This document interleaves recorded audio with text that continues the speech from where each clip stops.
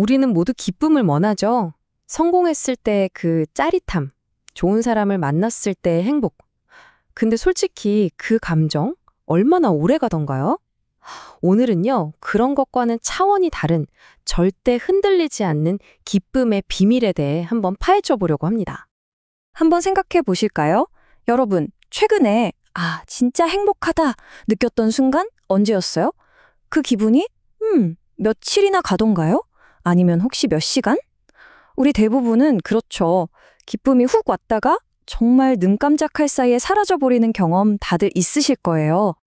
기쁨을 크게 두 종류로 나눠볼 수 있을 것 같아요. 하나는 롤러코스터 같은 기쁨이에요. 성공하거나 뭔가 좋은 일이 생기면 확 올라갔다가 상황이 바뀌면 바로 뚝 떨어지죠.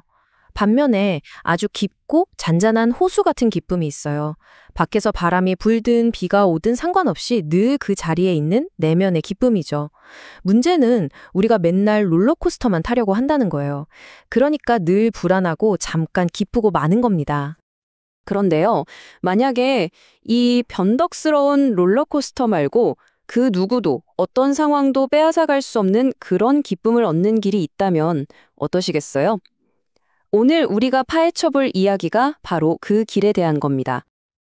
자, 그럼 본격적으로 한번 들어가 볼까요? 첫 번째 인물은 바로 다윗 왕입니다.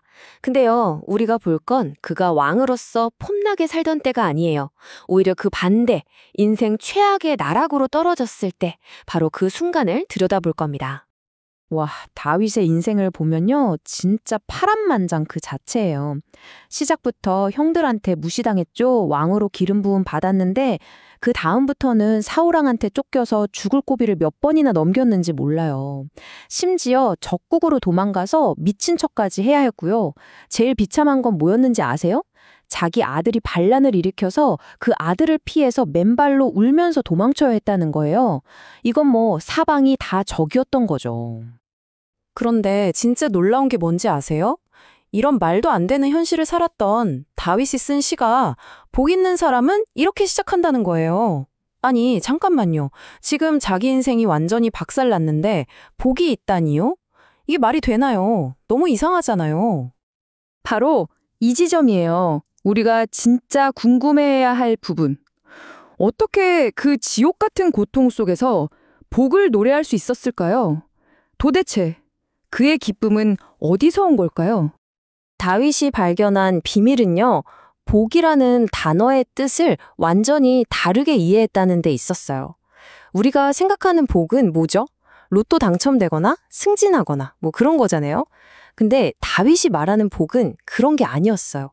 어떤 보상이나 상황 역전이 아니라 하나님의 말씀을 즐거워하는 그 삶의 태도, 그 자체가 바로 복이라는 걸 깨달은 거죠. 자, 그럼 어떻게? 그 방법이 바로 여기 나옵니다. 오직 여호와의 율법을 즐거워하여 그의 율법을 주야로 묵상하는도다. 바로 이거였어요.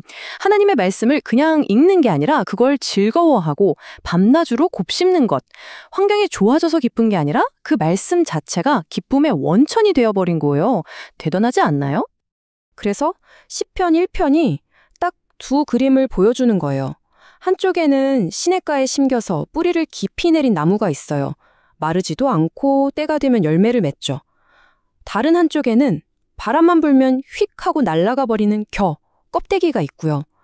다윗은 그 끔찍한 상황 속에서 자기가 바로 저 시냇가의 나무라고 믿었던 거예요. 겉보기엔 흔들려도 뿌리는 괜찮다는 거죠. 자, 다윗의 이야기는 외부의 적과의 싸움이었죠? 그럼 이번엔 좀 다른 싸움을 한번 볼게요. 바로 우리 내면에서 일어나는 싸움, 분주함과 불안에 대한 이야기입니다. 이야기의 무대는 한 가정집이에요. 예수님이 마르다와 마리아라는 자매의 집에 방문하신 거죠. 아주 친한 사이였나 봐요. 이 언니인 마르다, 시작은 정말 좋았어요. 예수님 오셨으니까 최고로 대접하고 싶었겠죠. 좋은 마음이었어요. 근데 일이 너무 많았던 거예요. 이것도 해야 하고 저것도 해야 하고 점점 마음의 여유가 없어지고 분주해져요. 그러다 보니 그게 뭘로 바뀌죠? 걱정과 짜증으로 바뀌는 거예요. 결국엔 가만히 앉아있는 동생이 미워 보여서 예수님한테 직접 불평을 터뜨리죠. 쟤 좀 일하라고 해주세요 하고요. 보세요. 좋은 의도가 어떻게 스트레스가 되는지. 딱 이 과정이에요. 이때 예수님의 대답이 정말 핵심을 찌릅니다. 마르다의 행동을 나무라시는 게 아니라 그 마음을 정확히 읽어주세요. 마르다야, 마르다야, 네가 많은 일 때문에 염려하고 근심하는구나. 문제는 이 아니었던 거예요. 너무 많은 일에 마음이 다 흩어져서 정작 제일 중요한 단 한 가지를 놓치고 있다는 게 문제였던 거죠. 자, 그렇게 분주했던 언니 마르다와는 완전 반대로 동생 마리아는 딱 한 가지만 선택했어요. 아주 심플하게요. 마리아가 뭘 했냐면요. 그냥 예수님 발치에 앉아서 말씀을 듣고 있었어요. 이게 별거 아닌 것 같지만 당시 문화에서는 진짜 파격적인 행동이었어요. 여자가 스승의 발치에 앉는다는 건 나는 당신의 제자입니다 라는 뜻이었거든요. 마리아는 그 정신없는 와중에 지금 제일 중요한 건 설거지가 아니라 이 말씀을 듣는 거다. 딱 하나를 선택한 거예요. 그리고 이 선택에 대한 예수님의 평가는 정말 결정적이에요. 마리아는 더 좋은 걸 골랐다. 그리고 이건 절대 빼앗기지 않을 거다. 생각해보세요. 마르다가 차린 저녁 식사는 그날 먹고 나면 끝이죠.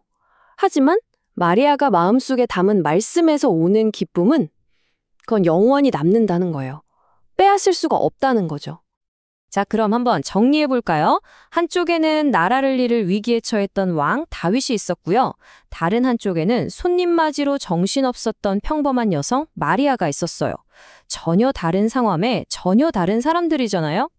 그런데 이 두 이야기에 놀라운 공통점이 숨어 있습니다. 그게 뭘까요? 이 표를 한번 보세요. 다윗은 외부의 역경이라는 어마어마한 문제랑 싸웠고 마리아는 분주함이라는 내면의 문제랑 싸웠어요. 문제는 달랐죠. 그런데 그들이 찾은 기쁨의 원천은 놀랍게도 똑같았어요. 바로 하나님의 말씀을 즐거워하고 그 말씀을 듣는 것, 이거 하나였던 거예요. 그렇다면 우리가 오늘 말하는 진짜 기쁨은 바로 이거예요. 밖에서 무슨 일이 일어나던 내가 뭘 잘하던 못하던 상관없이 하나님의 말씀을 가장 중요하게 여기고 그걸 즐거워하는 데서 오는 깊은 만족감. 이게 바로 그 어떤 것도 빼앗아 갈 수 없는 기쁨의 비밀인 거죠. 자, 그럼 오늘 내용 딱 정리해 드릴게요. 첫째, 흔들리지 않는 기쁨은 문제가 없는 상태가 아니에요. 오히려 문제 한가운데서 더 깊은 곳에 집중할 때 생겨요. 둘째, 좋은 일, 착한 일도 때로는 가장 중요한 걸 놓치게 만드는 방해물이 될 수 있다는 것. 마르다처럼요. 셋째, 그래서 가장 중요한 일은 뭔가를 하는 것보다 먼저 듣는 것이라는 사실. 그리고 마지막으로 이렇게 얻은 기쁨은 그 누구도, 그 어떤 상황도 절대 빼앗아갈 수 없다는 겁니다. 이제 마지막으로 여러분 자신에게 한번 질문을 던져보셨으면 좋겠습니다. 오늘 여러분의 발은 어디에 있나요? 마르다처럼 분주함과 걱정 속에서 정신없이 서성이고 있나요? 아니면 마리아처럼 가장 중요한 것을 듣기 위해 그분의 발치에 조용히 앉아 있나요?